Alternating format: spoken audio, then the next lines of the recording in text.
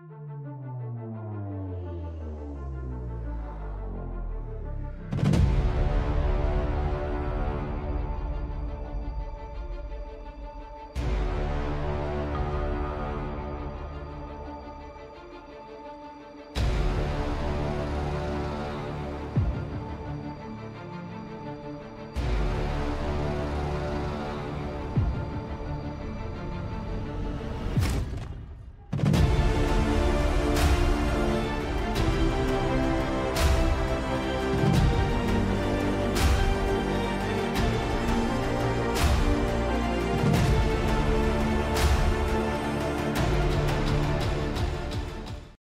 Friends, నేను మీ Rajesh and welcome to my channel Rajesh మీ తెలుగు యాత్రికుడు. లాస్ట్ వీడియోలో మనం వచ్చేసి ఎగువ అహోబిలంలోని కారంజ, ఉగ్ర, వరాహ, మాలోల నవనరసింహ క్షేత్రాలతో పాటు ప్రహ్లాద బడిని కూడా చూసాము. ఈ వీడియోలో వచ్చేసి మనం జ్వాలా నరసింహస్వామి క్షేత్రం దగ్గరికి అయితే వెళ్ళబోతున్నామండి. ఈ జ్వాలా నరసింహస్వామి క్షేత్రం వచ్చేసి నవనరసింహ క్షేత్రాలలో ఒకటి. ఎవరైనా నా ఈ వీడియోని కొత్తగా చూస్తూ ఉంటేనా నా ఛానల్ని సబ్స్క్రైబ్ చేసుకోండి. అలాగే ఒక్క సెకండ్ టైం కేటాయించేసి లైక్ బటన్ మీద క్లిక్ కొట్టి నా ఈ వీడియో చూడండి. వీడియో మాత్రం చాలా ఎక్సలెంట్గా ఉండబోతుందండి. వీడియో మాత్రం ఎక్కడ స్కిప్ చేయకుండా చూడండి. ఇక ఆలస్యం చేయకుండా వీడియోలోకి అయితే వెళ్దాం పదండి. లాస్ట్ వీడియోలో మనం వరాహ నరసింహస్వామి దేవాలయం నుంచి మాలోల నరసింహస్వామి సన్నిధికి అలాగే ప్రహ్లాద బడికి వెళ్ళాం కదా. ఇప్పుడు వచ్చేసి ఈ వరాహ నరసింహస్వామి దేవాలయం నుంచి జ్వాలా నరసింహస్వామి క్షేత్రానికి అయితే వెళ్తున్నామండి. ఇప్పుడు మనం చూస్తున్న ఈ ప్లేస్ మొత్తం వర్షం పడిందంటే వాటర్ ఫ్లో ఫుల్ హెవీగా అయితే ఉంటుంది. కుదిరితే నెక్స్ట్ ఇయర్ వాటర్ ఫ్లో హెవీగా ఉన్నప్పుడు మీకోసం మళ్ళీ చూపిస్తాను. ఇక్కడ లొకేషన్ మాత్రం చాలా అద్భుతంగా ఉందండి. ఎక్కడ చూసినా మొత్తం గ్రీనరీగా అయితే ఉంది. చెప్పడం మర్చిపోయాను, వాటర్ బాటిల్ మాత్రం డెఫినెట్గా అయితే క్యారీ చేయండి. ఈ అడవిలో వాటర్ మనకి ఎక్కడ దొరకవు. జ్వాలా నరసింహస్వామి క్షేత్రంకి రీచ్ అయిన తర్వాత అక్కడైతే మనకు వాటర్ ఫాల్స్ ఉంటాయండి. కొండపై నుంచి పడుతున్న ఆ వాటర్ని అయితే మనం తాగొచ్చు. మినరల్ వాటర్ కన్నా చాలా అద్భుతంగా ఉంటాయండి.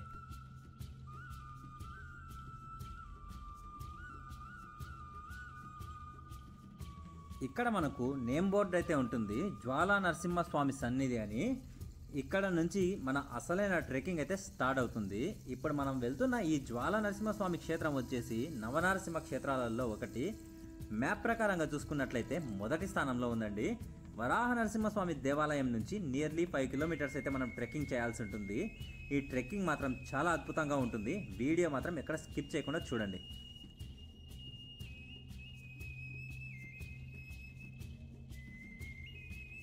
చూసారుగా ఫ్రెండ్స్, అహోబిలం ట్రెక్కింగ్ అంత సింపుల్గా అయితే ఉండదు.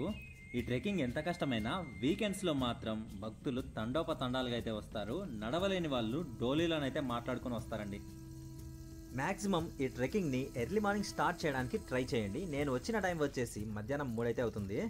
యాక్చువల్గా నేను కూడా ఎర్లీ మార్నింగే స్టార్ట్ చేద్దామని అనుకున్నాను, బట్ కుదరలేదు. సో మీరు ఇలాంటి మిస్టేక్ చేయొద్దండి. Maximum early morning trekking start చేయండి. కిందనే మనకు స్టిక్స్ కూడా అవైలబుల్లో ఉంటాయి. ఈచ్ వన్ వచ్చేసి 10 రూపీస్ అండి. కొండను ఎక్కడానికి చాలా మంచిగా అయితే యూజ్ అవుతుంది.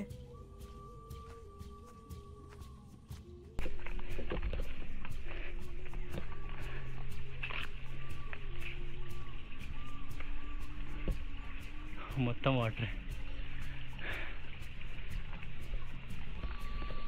భారీ వర్షం వల్ల చెట్లు ఇలా అయితే కూలిపోయాయి. ఎక్కడ చూసినా అడవి మొత్తం పచ్చదనంతో అయితే నిండిపోయిందండి. నాతో పాటు ఇంకొక యూట్యూబర్ అయితే వచ్చాడు. తను ముందు వెళ్ళినట్లున్నాడు, నాకైతే కనిపించట్లేదు.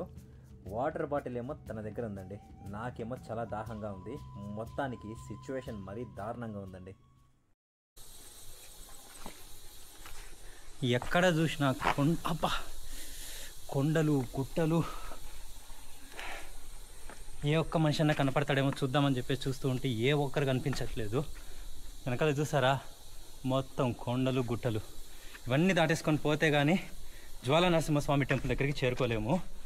ఇప్పుడు మనం నడుస్తున్న ఈ ప్రదేశం మొత్తం నరసింహస్వామి ఉగ్రరూపంలో తిరిగాడండి. సో సాక్షాత్తు నరసింహస్వామి నడిచిన నేలపై మనం నడుస్తున్నాము. ఈ అడవిలో ఒక్కరు వెళ్ళినా కూడా ధైర్యంగా వెళ్ళొచ్చండి, ఎటువంటి భయాలు అవసరం లేదు. ఉగ్రస్తంభం ఒకటి చేరుకోవాలంటే కాస్త రిస్క్, మిగతా అన్ని దేవాలయాలన్నీ క్లియర్గా ఎక్స్ప్లోర్ చేయొచ్చండి మనం. లొకేషన్ మాత్రం చాలా ఎక్సలెంట్గా ఉందండి. చాలామంది వరాహ లక్ష్మీ నరసింహస్వామి టెంపుల్ దగ్గర వరకు అయితే రాగలరు. అక్కడి నుంచి జ్వాలా నరసింహస్వామి టెంపుల్ దగ్గరికి రావాలంటే చాలా కష్టం అండి. సో వరాహ లక్ష్మీ నరసింహస్వామి టెంపుల్ దగ్గరికి వచ్చిన వాళ్ళల్లో ఓన్లీ 50% మాత్రమే ఈ జ్వాలా నరసింహస్వామి టెంపుల్ దగ్గరికి రాగలరు. ఇక జ్వాలా నరసింహస్వామి టెంపుల్ దగ్గర నుంచి ఉగ్రస్తంభానికి వెళ్ళాలంటే అక్కడి నుంచి ఓన్లీ 10% మాత్రమే వెళ్ళగలరండి. అంత టఫ్గా ఉంటుంది. ప్రజెంట్ నేను వచ్చేసి నీళ్ళల్లో ఉన్నాను. చేపలు మాత్రం భయంకరంగా కొరికేస్తున్నాయి. Oh my god, oh my god.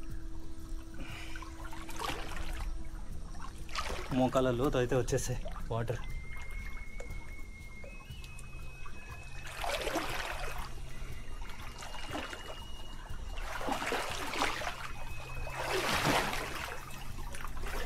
Oh my God.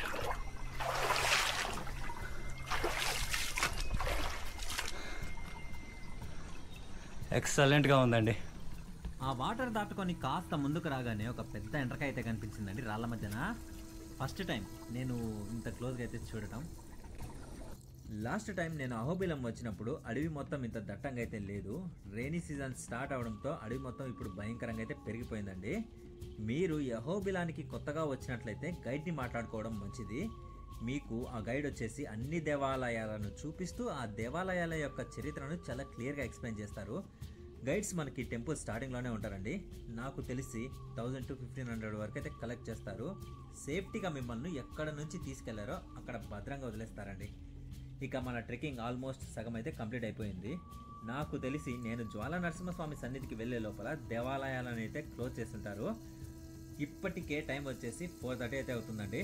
ఎంత త్వరగా కుదిరితే అంత త్వరగా ఉగ్రస్తంభాన్ని కూడా కవర్ చేయాలి. చీకటి పడే లోపల రిటర్న్ కూడా వెళ్ళాలండి.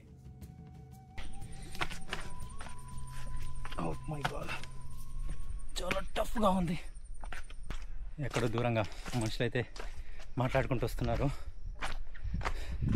చీకటి పడే లోపల జ్వాలా నరసింహస్వామిని అలాగే ఉగ్ర నరసింహస్వామిని చూసేసుకొని రిటర్న్ వచ్చేయాలి.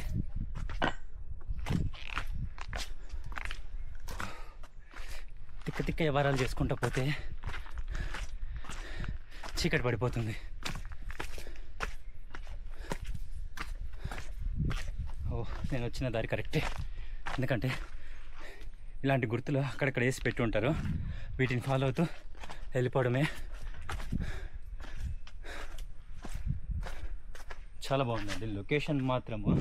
రైనీ సీజన్ పూర్తిగా స్టార్ట్ అవ్వకముందు ఈ రకంగా ఉందంటే, పూర్తిగా వర్షాలు పడ్డాయంటే మాత్రము వాటర్ ఫాల్స్ ఎక్సలెంట్గా ఉంటాయండి. దూరంగా నాకు బ్రిడ్జ్ అయితే కనిపిస్తుంది. అంటే మనం జ్వాలా నరసింహస్వామి సన్నిధికి దగ్గరగా అయితే వచ్చేసామండి. ఆ బ్రిడ్జ్ మీద నుండి మనం నడుచుకుంటూ వెళితే మాలోల నరసింహస్వామి సన్నిధికి అయితే చేరుకుంటామండి. ఫైనల్గా జ్వాలా నరసింహస్వామి టెంపుల్ దగ్గరికి వెళ్ళడానికి మెట్ల మార్గం అయితే వచ్చింది. ఆల్మోస్ట్ దగ్గరికి అయితే వచ్చేసాము.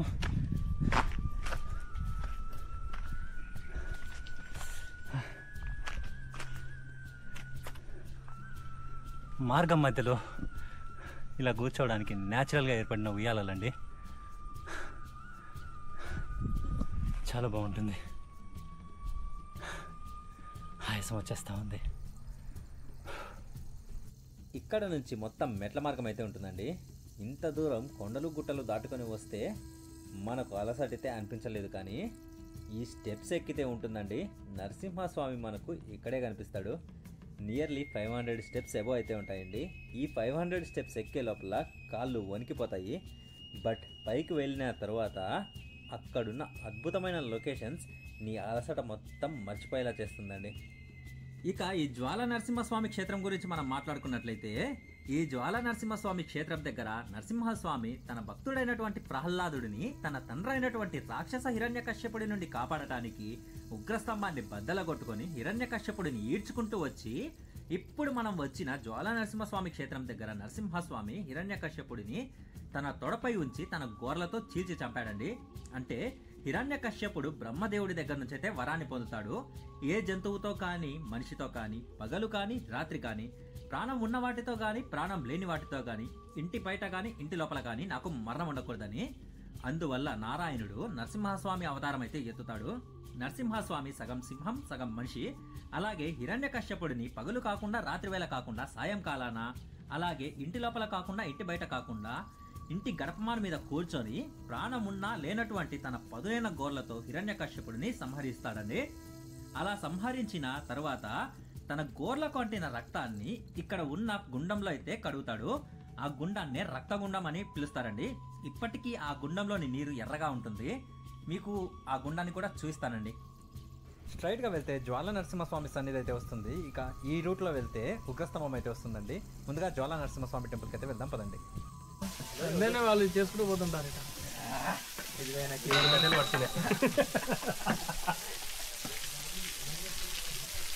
ఇప్పుడు మనం చూస్తున్నది భవనాశిని తీర్థం అండి. ఇక్కడ నీరు సంవత్సరం పొడవునా వస్తూనే ఉంటాయి. ఇక్కడకు వచ్చిన భక్తులు ఈ వాటర్ని డెఫినెట్గా అయితే తాగుతారు. ఎందుకంటే ఈ వాటర్లో చాలా ఔషధ గుణాలు ఉన్నాయని చెప్పేసి భక్తుల నమ్మకం అండి. ఈ వాటర్ని బాటిల్స్లో ఇంటికి కూడా తీసుకెళ్తారండి. పైకి వచ్చిన తర్వాత వాటర్ ఫాల్ మాత్రం చాలా అద్భుతంగా ఉంది. యాక్చువల్గా వచ్చేసి ఇంకా రెయిన్ పడలేదు కాబట్టి ఈ రకంగా ఉంది. పడితే మాత్రం చాలా ఎక్సలెంట్గా ఉంటుందండి.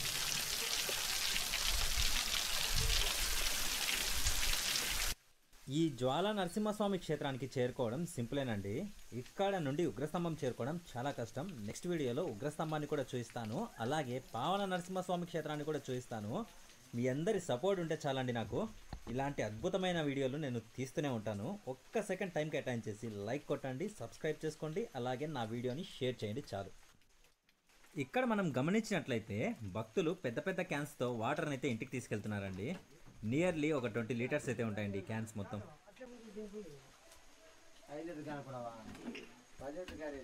ఇప్పుడు మనం చూస్తున్నది రక్తగుండం అండి. నరసింహస్వామి హిరణ్యకశ్యపుడిని సంహరించిన తర్వాత నరసింహస్వామి తన గోర్లకు అంటిన రక్తాన్ని ఈ ప్రదేశంలోనే కడిగాడండి. అందుకే వాటర్ ఇప్పటికీ రెడ్ కలర్లో అయితే ఉంటాయండి. ఫైనల్గా జ్వాలా నరసింహస్వామి క్షేత్రం దగ్గరికి అయితే వచ్చేసామండి. ప్రజెంట్ టైం వచ్చేసి ఈవినింగ్ 5:30 అయితే అవుతుంది. సో దేవాలయాన్ని అయితే క్లోజ్ చేసేసారు. ఈ దేవాలయం ఉన్న ప్రదేశంలోనే నరసింహస్వామి హిరణ్యకశ్యపుడిని చంపింది. ఈ దేవాలయంలో మనస్ఫూర్తిగా కోరికలు కోరుకుంటే నెరవేరుతాయని భక్తుల నమ్మకం అండి.